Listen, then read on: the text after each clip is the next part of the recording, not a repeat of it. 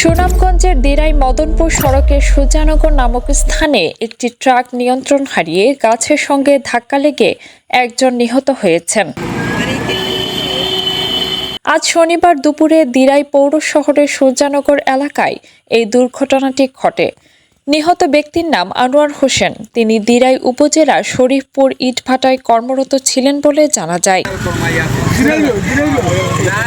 স্থানীয় জনতা তাকে দ্রুত দিরাই উপজেলা স্বাস্থ্য কমপ্লেক্সে নিয়ে গেলে কর্তব্যরত চিকিৎসক নাজিয়া তাকে মৃত ঘোষণা করেন। এ ব্যাপারে দিরাই থানার অফিসার ইনচার্জ এনামুল হক চৌধুরী ঘটনার সত্যতা নিশ্চিত করেছেন। সুনামগঞ্জ থেকে গৌরাঙ্গ বিশ্বাসের পাঠানো তথ্য ও ভিডিও চিত্রে ডেস্ক নিউজ, দিগন্ত টিভি।